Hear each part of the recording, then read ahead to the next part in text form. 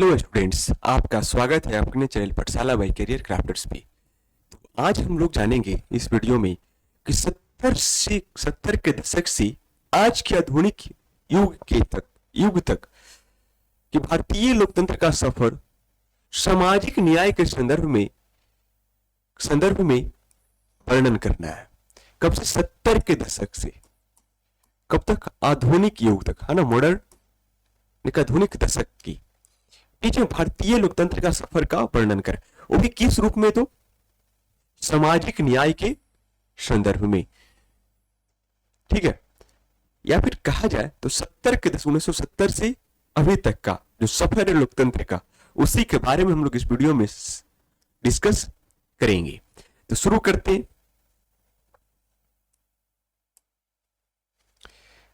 भारतीय लोकतंत्र ने 70 के दशक से लेकर आधुनिक दशक तक सामाजिक न्याय के क्षेत्र में एक लंबा और महत्वपूर्ण सफर तय किया है। आज 1970 से अभी तक के समय में जो हमारा जो लोकतंत्र है ना, बहुत बड़ा लंबा सफर तय कर लिया, ठीक है। वही लिखा है कि 70 के दशक से लेकर आधुनिक दशक तक सामाजिक न्याय के क्षेत्र में एक लंबा और महत्वपूर्ण सफर तय किया है। अब इसी यात्रा को हम लोग पॉइंट बाय पॉइंट देखेंगे, किस फॉर्म में क्या क्या सफर तय किया है, जो है ना 1970 से लेकर 1980 अभी तक क्या क्या हुआ है, हर एक पॉइंट को हम लोग देखेंगे। तो आइए जानते हैं सबसे पहले 1970 के दशक को, ठीक है। सबसे फर्स्ट नंबर है 70 का दशक। सबसे पहले इसको जानते हैं, उसके बाद देखिए 1980, 1990, इस तरीके से, ठीक है। इस 1970 के दशक में समाजवादी नीतियों को प्राथमिकता दी गई। इंदिरा गांधी की गरीबी हटाओ नीति ने सामाजिक न्याय की बात को राजनीतिक विमर्श का हिस्सा बना दिया। जब इंदिरा गांधी की सरकार थी ना, तो एक नारा दी थी, क्या? गरीबी हटाओ का। और ये गरीबी हटाओ का जो नारा जो बुलंद हुआ 1970 में, अभी मान ली 2025 चल रहा है ना, ये 2025 में भी ये एक अपने आप में मुद्दा बना हुआ है राजनीतिक पार्टियों के लिए। कोई भी पार्टी आएगी, नारा लगो गरीबी हटा देंगे, है ना, क्या करें, गरीबी हटा देंगे, लेकिन गरीबी आज तक हटा नहीं है, ठीक है। तो वही करा, इस दशक में समाजवादी नीतियों को प्राथमिकता दी गई और इंदिरा गांधी की गरीबी हटाओ नीति ने सामाजिक न्याय की बात को राजनीतिक विमर्श का हिस्सा बना दिया, ठीक है। यही इंदिरा गांधी जी है ना, इन्होंने 1970 के दशक में गरीबी हटाओ का नारा दिए थे, ठीक है। आगे पिछड़ों वर्गों और दलितों के अधिकारों की चर्चा शुरू हुई, लेकिन ठोस नीतियां धीरे धीरे बन रही थी। पिछड़े वर्गों और दलितों के अधिकारों के लिए लेकर चर्चा शुरू हुआ कि उनके अधिकारों के लिए एक ठोस नीति बनाई जाए, लेकिन ये नीति बहुत ही स्लोली बन रहा है। गाना सुने हुए आप, है ना, बहुत धीरे धीरे ये नीतियां बन रही है। 1975 में आपातकाल लगा, जिसने लोकतांत्रिक संस्थाओं को झटका दिया, परंतु उसके बाद सामाजिक अधिकारों को और मजबूती से उठाया जाने लगा। आपको पता है आपातकाल इमरजेंसी कब लागू हुआ था? इंदिरा गांधी की शासन काल में लागू हुआ था 1975 ईस्वी में, ठीक है। 1975 ईस्वी में आपातकाल लागू हुआ था, उस समय इंदिरा गांधी की सरकार थी, ठीक है। अब इसके बाद जब चुनाव हुआ था तो जनता पार्टी का सरकार बना था, ठीक है, याद रखिएगा ये सब।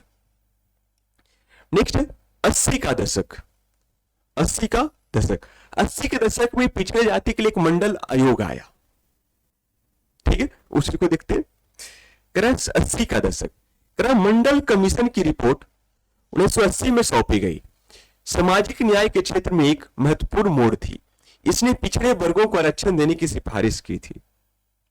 अब देखो, ये जो मंडल आयोग थे, एमके मंडल इनका नाम था, ठीक है। यही मंडल, इन्हीं के नाम पे मंडल कमीशन बनाया गया, एक रिपोर्ट पेश की, जिसमें जो पिछड़े जाति के लोग थे, वर्गों के लोग थे, उनको आरक्षण देने की बात की गई थी। कब? 1980 के दशक में, लेकिन लागू हुआ आगे चलकर, ठीक है। कि सामाजिक न्याय का मुद्दा धीरे धीरे राजनीतिक चेतना का प्रमुख हिस्सा बनने लगा।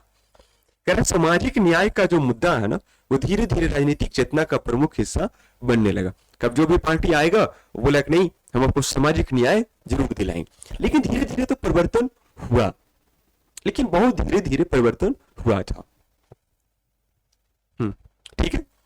नेक्स्ट है 90 का दशक। करीब 1990 में मंडल आयोग की सिफारिश से लागू की गई, जिससे पिछड़े वर्गों को सरकारी नौकरियों में आरक्षण मिला। अब देखिए ना, 1980 में रिपोर्ट पेश किया गया और 1990 में इसको लागू किया गया, आरक्षण को। यहां पर देखिए बैठे थे, मंडल कमीशन लागू करो, है ना। बात की गई 1980 में, लागू किया गया 1990 में। वही करें 1990 में मंडल आयोग की सिफारिश की गई, ठीक है, लागू की गई, जिससे पिछड़े वर्गों को सरकारी नौकरियों में आरक्षण मिला। इसके विरोध और समर्थन ने सामाजिक न्याय को राष्ट्रव्यापी विमर्श बना दिया। इस दौर में बहुजन राजनीति का उदय हुआ, जैसे कि बहुजन समाज पार्टी। अब कह रहा है इसमें अब जाति आधारित चुनाव पार्टी भी बनने लगा, है ना, जाति आधारित पार्टी भी बनने लगा, जैसे बस भाजपा, है ना, बीएसपी, राजद, है ना, ये सब मतलब जाति आधारित पार्टियां भी धीरे धीरे शुरू होने लगी। हम आपके समाज की बात करेंगे, आप हमको वोट दीजिए। हाँ, यही तो होता है। नेक्स्ट 2000 के बाद का दशक। 2000 के बाद क्या क्या हुआ अभी तक। शिक्षा और स्थानीय शासन में सामाजिक न्याय को बढ़ावा मिला, बात सही है। शिक्षा और स्थानीय शासन में सामाजिक न्याय को बढ़ावा मिला। पंचायती राज संस्थाओं में महिलाओं, दलितों और पिछड़े वर्गों के आरक्षण दिया गया। अब बात सही है, पंचायती राज संस्था में महिलाओं को आरक्षण मिला ना। नौकरियों में बिहार में देखिए तो बिहार में नौकरियों में मिला 35% का आरक्षण है। अब करें इसमें शिक्षा और स्थानीय शासन में सामाजिक न्याय को बढ़ावा मिला। पंचायती राज संस्थाओं में महिला, दलितों और पिछड़े वर्गों के लिए आरक्षण दिया गया। जब भी चुनाव होता है तो कुछ ना कुछ सीटें जो होता है ना, वो रिजर्व होता है, महिला के लिए, दलित के लिए, है ना। ये सीट रिजर्व है, आरक्षण है, कुछ सीट पे वही लोग चुनाव लड़ेंगे। अनुसूचित जाति जनजाति अत्याचार निवारण कानून को और अधिक सख्त किया गया। SC/ST एक्ट जो है ना, उसको और सख्त किया गया, है ना, उसको और मतलब कह सकते हैं उसको और मजबूत किया गया कि उसका शोषण ना हो समाज में। ठीक है, यहां पर देखिए पहले महिलाओं की भागीदारी नहीं होता, महिलाओं की भागीदारी है ना, इसमें सब जाति का ये भागीदारी है। अब ये लगता है ये मुखिया जी है। क्यों है मुखिया जी? क्योंकि आरक्षण मिला था, महिलाओं को बढ़ावा देने। आज भी देखा जाए ना विधानसभा में तो महिलाओं की संख्या तो कम है, लेकिन मुख्यमंत्री भले ही महिला हो, लेकिन उनकी पार्टी का जो विधायक होते हैं ना, वो आज भी ज्यादातर पुरुष ही होते हैं, पुरुष ही है। ठीक है, लेकिन जो महिला मुख्यमंत्री उनको प्रेशर के में काम करना भी पड़ता है। ठीक है, चलिए आगे देखते हैं। आधुनिक दशक 2010 से अब तक नव उदारवादी नीतियों के प्रभाव से सामाजिक न्याय के लिए राज्य की भूमिका में कुछ कमी आई है, लेकिन न्यायिक सक्रियता और सामाजिक आंदोलनों के जरिए सामाजिक न्याय के मुद्दे जीवंत बने रहे। आज भी देखिए अगर कुछ होता है तो हम लोग आंदोलन जरूर करते हैं उस मुद्दा को लेकर। ठीक है, जैसे मान लीजिए किसी दलित का शोषण हुआ तो उसके लिए हम लोग रोड पे आते हैं, आंदोलन करते हैं, है ना। तो वही कह रहा है सामाजिक आंदोलन के जरिए सामाजिक न्याय के मुद्दे जीवंत बने रहे हैं। सामाजिक न्याय के लिए आज भी हम लोग आंदोलन करते हैं। जब भी कुछ समाज में गलत होता है तो उसके लिए आंदोलन करने के लिए हम लोग रेडी रहते हैं। ये जब गांधी जी शुरू किए थे, जो प्रथा आज भी चलते आ रहे हैं, क्योंकि आंदोलन नहीं करेंगे तो जो लोग हैं वो सुनते नहीं है। नेक्स्ट है ईडब्ल्यूएस आरक्षण आर्थिक रूप से कमजोर वर्गों के लिए लागू किया गया। जो सामाजिक न्याय की पारंपरिक परिभाषा में एक न्याय पहलू जोड़ता है। अब क्या ईडब्ल्यूएस जो है, मान लीजिए जनरल लोग हैं, उनको आरक्षण नहीं मिलता था, लेकिन उसमें भी तो कोई गरीब है ना, जो जनरल कास्ट के लोग हैं उनमें भी तो गरीब है, उनका भी आर्थिक स्थिति खराब है, तो उनके लिए ईडब्ल्यूएस की व्यवस्था की गई। ठीक है, जो आर्थिक रूप से कमजोर थे उनको भी आरक्षण दिया गया।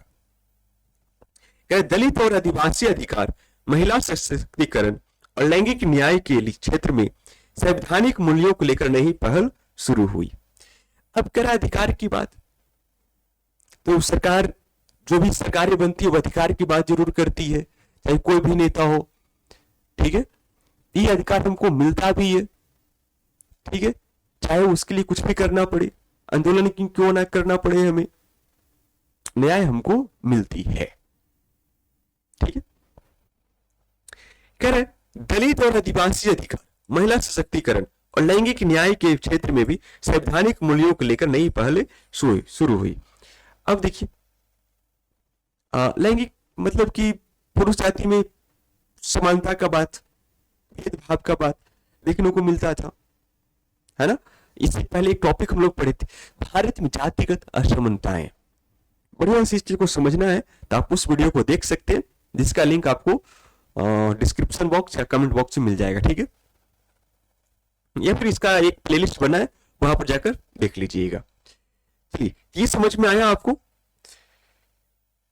यहाँ था 5 पॉइंट था कि आधुनिक युग में बहुत से ज्यादा चेंजिंग हुई, हमारे लिए संविधान में कई उपबंध किए गए। ठीक है, कि ये सब बदलाव शुरू हुआ। अगर आपको शॉर्ट में देखना है तो शॉर्ट में एक डायग्राम है, आप इसको देख सकते हैं। 1970 में क्या हुआ, 1970 में गरीबी हटाओ का नारा, सामाजिक न्याय की शुरुआत और राजनीतिक अध्ययन, है ना।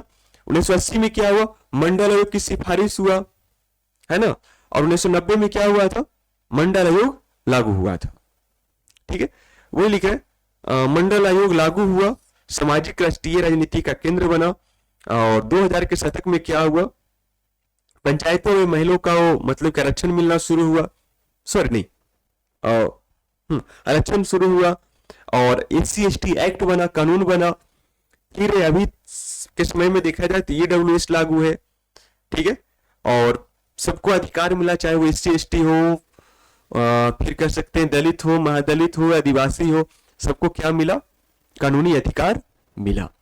सोचिए कि पहले नहीं था, धीरे धीरे इतना चेंजिंग हुआ।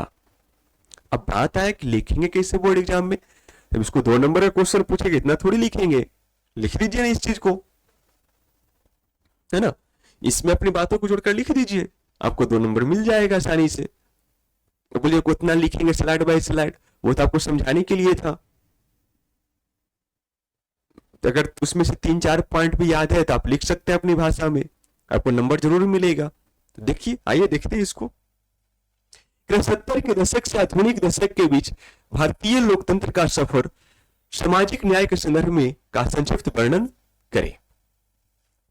70 के दशक से लेकर अब तक भारतीय लोकतंत्र ने सामाजिक न्याय के संदर्भ में कई प्रगति की है। 70 के दशक से लेकर अब तक कि भारतीय लोकतंत्र ने सामाजिक न्याय के संदर्भ में कई प्रगति की है, कई कार्य किए हैं।